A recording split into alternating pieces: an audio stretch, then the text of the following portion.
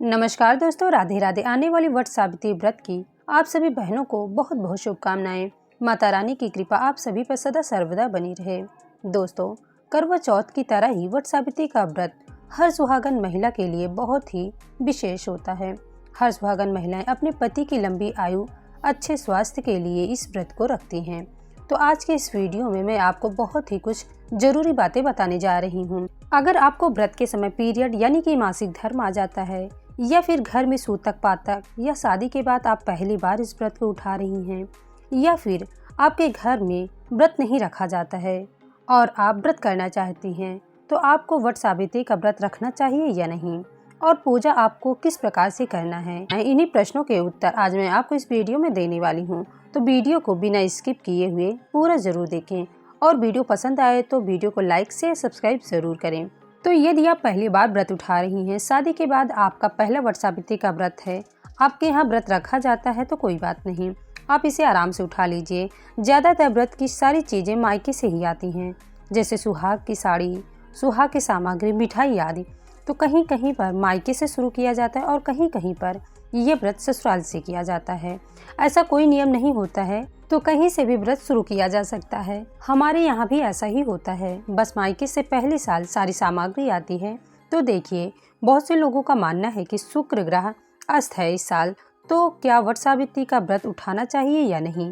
तो इसके लिए मैं आपको बता दूं कि हमारे यहाँ केवल मलमास या अधिक मास को ही माना जाता है, उसमें हमें कोई भी नया व्रत नहीं उठाना होता है। लेकिन अगर आपके यहाँ शुक्र अस्त को माना जाता है, तो आप व्रत को भूल कर भी ना उठाएं, क्योंकि कई राज्यों में शुक्र अस्त को लोग बहुत मानते हैं और व्रत नहीं करते हैं। क्योंकि मैं यूपी से हूँ, तो हमारे यहाँ मलमास को ही माना जाता है, और मलमास 2023 में लगा था। और जब होलिका दहन हो जाता है, तो आप कोई भी नया व्रत उठा सकते हैं। अगर आपके घर परिवार में शुक्र अस्त को मानते हैं, तो व्रत को ना उठाएं, क्योंकि ये सुहाग से जुड़ा हुआ व्रत है। मन में अगर कोई दुविधा हो, कोई शंका हो, तो हमें व्रत को या फिर किसी नए काम को शुरू नहीं करना चाहिए।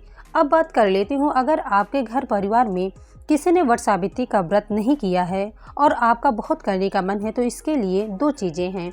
एक तो घर परिवार में इस व्रत को करने का चलन ही नहीं है, और दूसरा, किसी किसी के घर में अगर इस दिन यानी कि वट सावित्री व्रत के दिन किसी की मृत्यु हो जाती है, तो वह व्रत खंडित हो जाता है, यानी कि सहता नहीं है। तो देखिए, पहली स्थिति में अगर आपके घर में इस व्रत को करने का चलन नहीं है और आप करना चाहती हैं, तो आप अपने बुजुर्गों से पूछकर उठाएं। और जो दूसरी स्थिति है जिसमें व्रत खोटा हो जाता है यानी खंडित हो जाता है, उसमें क्या होता है कि व्रत वाले दिन किसी की मृत्यु हुई होती है, उसी दिन यदि परिवार में किसी शिशु का जन्म हो जाता है, यानी कि बालक का जन्म हो जाए, या फिर गाय को बछड़ा हो जाए, तो उस व्रत पूजन का दोबारा से शुरुआत हो जाता है। तो इसे बोला जाता है व्रत को बहुरिया ले जाना। तो आप देख लीजिए कि आपके घर परिवार की स्थिति क्या है।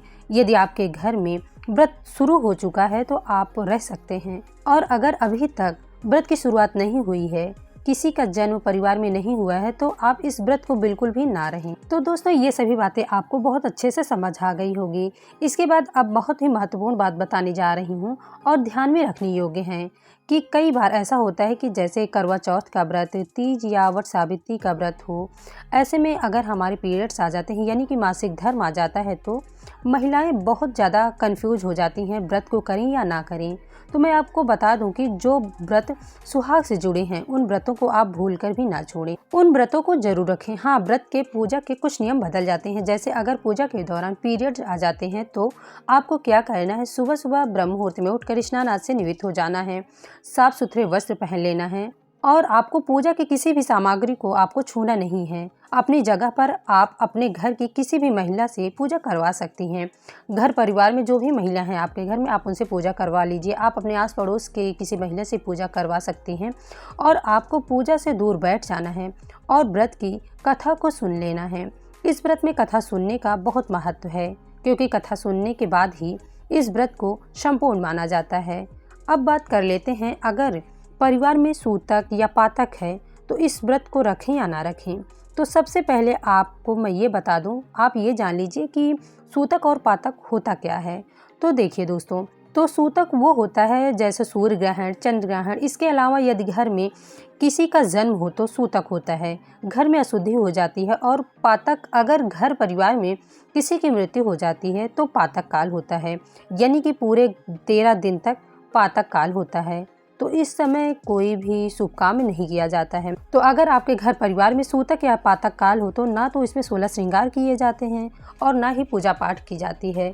आप सिर्फ व्रत कर लें और इसे आप अपने घर परिवार की महिला से भी नहीं करवा सकते हैं, क्योंकि आपके घर परिवार में जो भी महिला होंगी वो आपके परिवार की ही रहेंगी। तो इसलिए आपको भूल कर भी घर परिवार की महिलाओं से भी नहीं करवाना। आप इसे किसी दूसरे महिला से, यानी कि जो परिवार के ना हो, घर के आसपास की हो लेकिन परिवार की ना हो, आप उनसे करवा सकती हैं। लेकिन आपको सिर्फ इस दौरान व्रत रखना है बस, केवल, लेकिन पूजा नहीं करना है।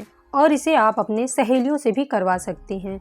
तो दोस्तों ये रहे पीरियड्स अगर व्रत के दौरान आ जाए और घर परिवार में यदि सूतक पातक हो तो हमें व्रत किस प्रकार से रखना है।